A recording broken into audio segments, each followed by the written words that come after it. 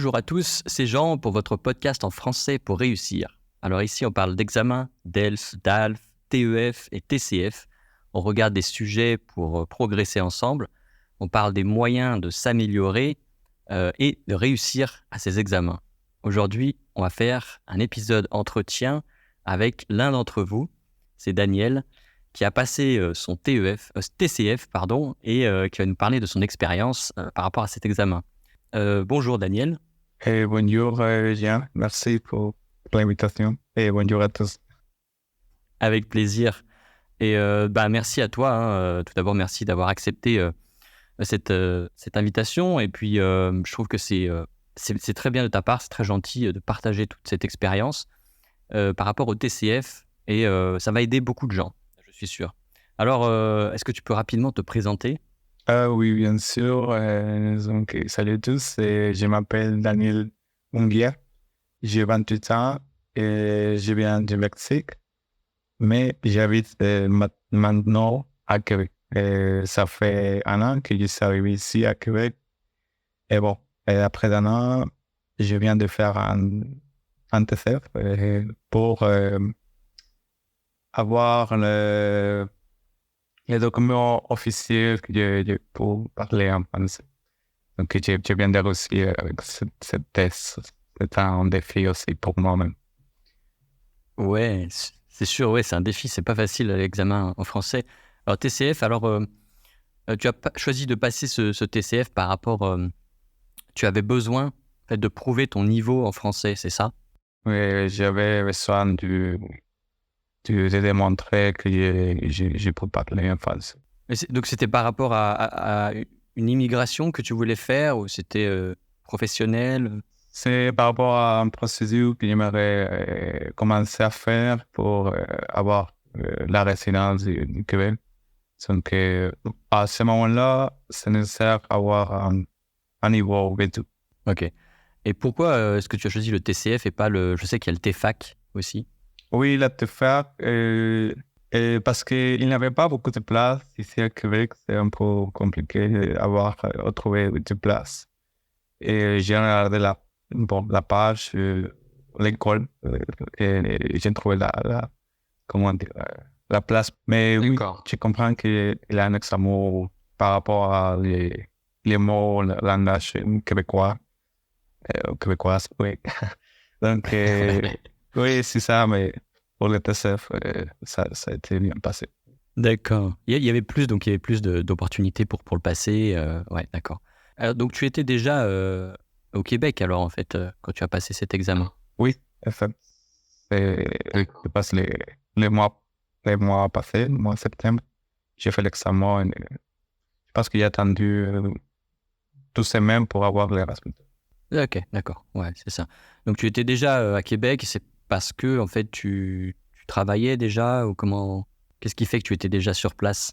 Oui, avant de l'examen, comme j'avais dit, je viens d'arriver. Bon, pas bien d'arriver, ça fait un an que je suis ici à Québec. Mais, j'ai commencé à travailler ici, je travaille dans le domaine de l'informatique. Et ici, la langue officielle du Québec, c'est le français. Donc, il faut s'améliorer toujours avec ça. Parce qu'au début, c'est un peu compliqué quand tu arrives et tu comprends rien. C'est sûr. Oui, là aussi, on apprend les français. Bon, j'ai appris le français au Mexique aussi, à l'université, mais c'est le français de France, avec l'accent de France. Mais c'est l'accent ici, ça change un peu, mais on comprend que c'est à cause de la région et tout ça. Mais quand tu arrives, moi, j'ai pas compris beaucoup. Aussi, quand je suis allé acheter quelque chose, ça a été un peu compliqué de comprendre aussi, et pour moi aussi, pour me faire, comment dire, pour pouvoir m'exprimer avec les gens. Ça s'améliore petit à petit avec le temps. C'est juste, il faut, comment dire, parler, il faut sortir, il faut se communiquer bien avec les gens, tout ça. Aussi, Si je pense que j'ai amélioré un peu aussi à cause que mon travail, c'est tout en français. Donc, ça m'aide Ah, beaucoup. Donc, je dois me communiquer en français. ok, oui, effectivement, ça aide. Ouais, ouais, bah, c'est super pour toi. Effectivement, j'imagine qu'il y a une grande différence entre le français que tu as appris à l'université et puis. Oui, ça, c'est la vie réelle, c'est un peu différent. Ok. Tu vas faire de la pratique maintenant. Voilà, c'est ça, c'est la vraie pratique. Mais ouais, ouais, c'est difficile. Déjà, le français oral de la vie quotidienne n'est pas facile par rapport au français à des livres et des études. Mais québécois, Oui, bravo. oui, l'accent, c'est un peu différent. Moi, je ne suis pas capable encore de comprendre tous les jeunes ici, mais petit à petit, on apprend toujours. Super. Bah, ok, bah, bon courage. Et alors, raconte-nous un petit peu comment tu t'es préparé à cet examen du TCF. Euh, quelle stratégie tu as utilisée, quelles ressources? Mhm. Oui, comme quand j'ai choisi la date pour faire ça, moi, je n'avais pas beaucoup de temps. Et ce que j'ai fait, c'est... Parce que pour moi, le plus compliqué, c'est la compréhension de l'oral. Et j'ai commencé à chercher des exercices à l'Internet. Parce qu'il y a beaucoup d'exercices, c'est comme il y a comme petits tests ou petites simulations pour comment savoir comment ça marche les tests. Les tests, ce que je peux vous dire, c'est que on commence avec le niveau A1 et après les A2, tout ça. Pendant l'examen, il est en train de passer. Tu vas voir la complexité, il va augmenter petit à petit. Donc, il y aura un moment qu'ils vont te poser des questions qui sont des questions que tu ne peux pas comprendre rapidement parce que c'est Oui. le niveau, je pense que c'est le niveau CA, C2, j'imagine. Mais c'est ça, c'est comme le TCF, il va commencer depuis le début jusqu'à les niveaux plus hauts. Mais Oui. pour moi, pour améliorer ma compréhension de la langue, oui, j'ai fait tous ces exercices. Il y a une page qui s'appelle Français facile. Mhm. Aussi, intéressant aussi, il y a beaucoup d'exercices ici pour vous recommander de pouvoir explorer tout ça. Aussi, il y a des exercices pour la compréhension d'écrit et non, pardon, la compréhension des écrits, oui. La production orale aussi, j'ai écouté notre podcast et ça aide beaucoup aussi parce que c'est juste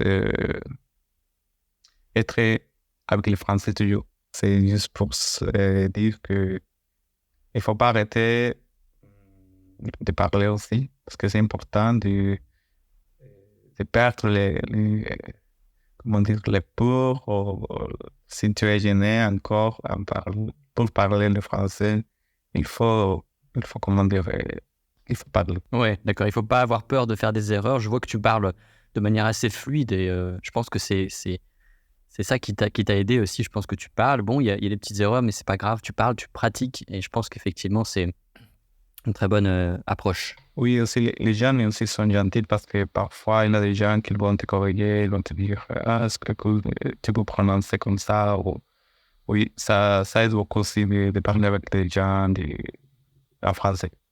Mais toujours, il y a des mots que tu comprends pas, mais tu poses la question, excuse-moi, qu'est-ce que tu as dit? Est-ce que tu peux m'expliquer ça? Ok, Comme ça, ils ok. vont t'expliquer, il n'y a pas de problème, parce qu'ils comprennent que tu es en train d'apprendre une C'est langue ça. que c'est pas ta langue naturelle ou maternelle. Oui, Oui.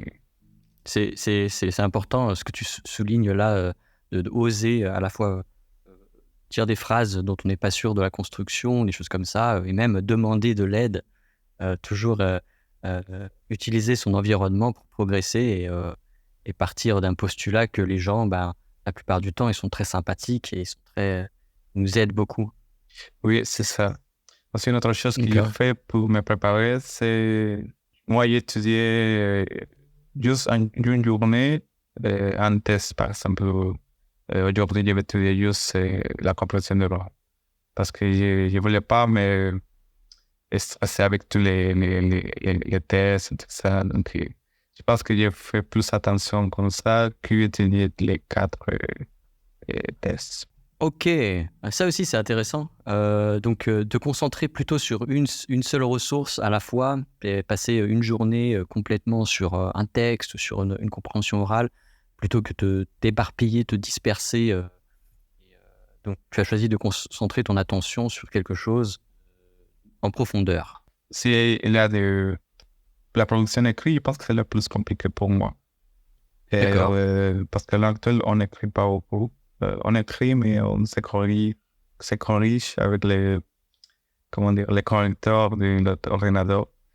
Oui. Mais un truc important à faire pour la production écrite, c'est d'écrire. Et si vous avez un professeur, vous pouvez demander s'il peut lire les textes que tu viens d'écrire. Comme ça, il va te corriger et tout ça. Comme ça, tu vas améliorer les points faibles que tu as dans le scénario. C'est très, très intéressant ce que tu dis là, les bons conseils et les bonnes ressources par rapport à, tu m'as dit TV5 Monde et puis je ne suis plus Français Facile. Il y a un site pour les dictées qui s'appelle Becherel. Je ne sais pas si tu connais. Non, je ne connais pas. Becherel, ouais, je le mettrai en description en lien. D'accord. Alors, tu t'es senti préparé à un moment donné, tu t'es dit, bon, ben voilà, ça y est, il faut que je passe le TCF. Oui, pas du tout, parce que aussi, tu sais, je devais avoir un B2, parce que je ne pourrais pas rater l'examen ou je ne pourrais pas obtenir un BA. Je n'étais pas nerveux au moment de faire l'inscription, tout ça. Juste comme quand j'ai commencé à faire la ressource de la production orale. Au début, Oui. ça a été un peu... J'ai commencé à avoir un peu de nerfs, mais Ouais. après, j'ai commencé à parler et je me suis laissé aller. Et ça, c'est important aussi. Ouais. Avec la pratique, on va acquérir de la confiance. C'est ça, ouais. D'accord. Et juste après avoir passé l'examen, tu t'es senti comment? Est-ce que tu étais confiant? Oui, j'étais confiant pour tous les autres ressources, oui, sauf pour la production orale. Je ne savais pas, j'étais pas sûr d'avoir obtenu un V2, mais heureusement, oui. J'ai attendu 2 semaines pour avoir les résultats, donc ça a été comme... Aussi, les tests ici à Québec, je ne savais pas, je ne sais pas si tous les tests sont comme ça. Parce que quand j'ai fait un TCF au Mexique pour les VA, tu fais le TCF, mais il a dedans les 4 ressources ou les 5 ressources et sont toutes incluses. Mais ici, quand tu fais l'inscription pour le TCF, tu peux choisir si tu veux faire juste la compression orale, si tu veux faire juste la production d'écrit, la compression d'écrit aussi. Ouais. Oui, c'est vrai que ça permet de peut-être repasser une épreuve qu'on n'a pas bien réussi. Ça, c'est intéressant. Bon à savoir. Est-ce qu'il y avait quelque chose dans l'examen qui t'a surpris? Une chose à laquelle tu t'attendais pas? Je pense que pour la compression d'écrit, il y avait des textes que je n'ai pas compris beaucoup. Et je pense que je suis arrivé au niveau CA, C2. Il y avait des textes parce que, aussi, parce que j'ai fait le TCF, c'est la première fois que j'ai fait le TCF avec l'ordinateur. Il a du temps pour chaque réponse. Donc, tu dois répondre tout ça avant que le temps passe. Avant, je l'ai fait à l'écrit, tout ça, mais maintenant, c'est comme ça. Je pense, pour tous. Mais je ne me rappelle pas exactement du texte, mais je me rappelle de ces questions que je ne pouvais pas répondre. Tu es arrivé à la limite de tes connaissances. Non, oui, c'est ça que je suis arrivé juste à la limite de mes connaissances. Oui, mais c'est normal à un moment donné. Alors, et tu l'avais passé une première fois, alors, le TCF? Ah oui, quand j'étais à l'université, ça fait 5 ans, plus ou moins. D'accord. Et j'ai participé pour obtenir une bourse pour aller en France. Et il y avait des cours de français à mon université gratuits. Donc, je me rappelle que mon professeur, il est passé pour tous les salons pour faire la promotion et pouvoir apprendre le français gratuitement, tout ça. Et une amie m'a dit, hey, on y va, pourquoi pas? Et j'ai dit, mais je sais pas si je vais prendre le français. Mais on y va, on va essayer. On est arrivé, tout ça, on a commencé avec le français. On a eu un bon professeur de français et il nous a renseigné tout ce que c'est nécessaire pour réussir le TCF. Après ça, j'ai fait un TCF et j'ai obtenu un VA, pardon, dans ce moment. Et alors, est-ce que tu es allé en France finalement? Non. Non, je ne suis pas allé en France. Je n'ai pas obtenu la bourse, malheureusement, mais après de ça, je n'ai pas raté tout. Comment dire, j'ai pas arrêté dans ce moment avec le français. Je me suis préparé pour avoir les DELF parce que une amie m'a dit que les DELF, il n'y a pas de date d'expiration. Le TCF, oui. Donc, je me suis préparé pour faire les DELF. Oui, c'est vrai que c'est important de rappeler que le DELF, il n'y a pas de date d'expiration, il est valable à vie, contrairement à justement ces examens TEF, TCF, où je crois que c'est 2 ans en TCF aussi. Oui, 2 ans. Mais ici à Québec, c'est un peu différent parce que si moi, je savais pas qu'ils te demandent ici, par exemple, un test, mais récent. Un test récent, c'est... Ah, quand même, d'accord. Donc, mais ok, même si c'est valable 2 ans, ils préfèrent que ce soit récent. Oui, ça fait penser dans les administrations, ils demandent une photo d'identité récente. Voilà, c'est un peu ça, ok. Je vais te poser une question. Donc maintenant, tu travailles donc sur place, tu es à Québec et tu as d'autres projets. Est-ce que tu vas continuer à travailler, tu vas construire ta vie là-bas, ou est-ce que tu as d'autres projets Qu'est-ce que tu comptes faire ces prochaines années, ces prochains mois? Ah, ça c'est une bonne question. À ce moment-là, l'objectif principal, c'est pouvoir commencer la procédure pour obtenir une résidence ici à Québec. Et après, on va voir si je pourrais continuer ici à Québec ou trouver un autre. Est-ce que tu as eu, je sais pas, un choc au niveau culturel par rapport au Mexique, Québec? Tu t'attendais peut-être à avoir quelque chose et... Oui, là, beaucoup de choses. La première, c'est la nourriture. La nourriture, c'est différent. Et aussi, par exemple, les légumes et les fruits. Ici, les goûts, c'est différent. Quand j'ai goûté ma première banane, c'est pas le même goût. Tu dis, waouh, c'est différent. Si les pains, les sauvages, tout. Et les goûts est différent. Ah, d'accord. Si je parlais avec des amis qui sont avec la même situation que moi, mais ils trouvent aussi ça.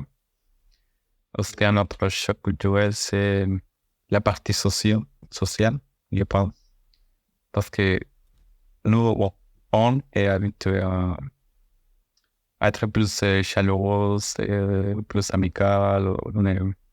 Tu trouves quelqu'un sur la route, tu le parles et c'est différent. Ici, les personnes, je pense qu'ici, c'est à cause de la culture, ou leur culture, c'est que les personnes sont plus réservées ici.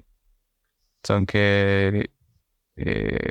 si tu vas au Mexique, si tu commences à parler avec quelqu'un, j'imagine qu'après, tu pourrais sortir plusieurs fois avec lui pour faire la fête, tu peux aller manger, je sais pas. Mais ici, c'est un peu plus difficile de faire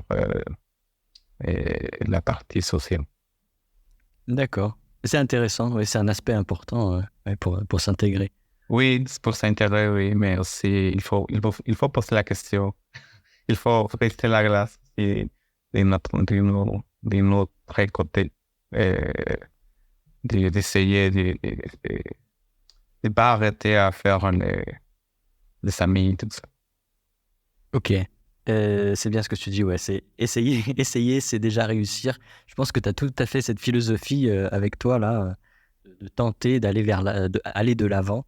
Je pense que c'est une bonne chose à faire. Très bien. Est-ce que tu as un dernier mot à partager avec les auditeurs? Bon, je pense que je vous souhaite bon courage et bonne chance à l'ETCF ou n'importe quel examen vous allez faire. Mais aussi, pas de stress, juste, il faut faire confiance. C'est faire confiance, oui. Super. Merci beaucoup. Merci beaucoup, Daniel, pour avoir partagé ton expérience sur le TCF. Félicitations encore pour avoir réussi. Et je pense que ton expérience va beaucoup aider nos auditeurs. Voilà. Merci. Avec plaisir.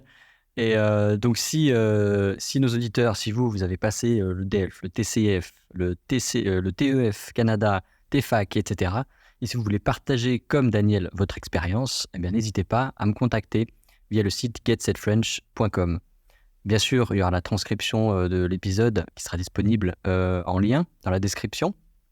Et si vous avez aimé cet épisode, si vous avez aimé l'expérience de Daniel qu'il a partagée, eh bien, mettez une bonne note, notez le podcast sur Apple Podcast, Spotify ou un gentil commentaire. Voilà, ce sera très utile pour moi et pour tout le monde. Voilà, bon courage, comme disait Daniel, pour votre préparation à l'examen du TCF ou un autre, bien sûr. Et à la prochaine fois.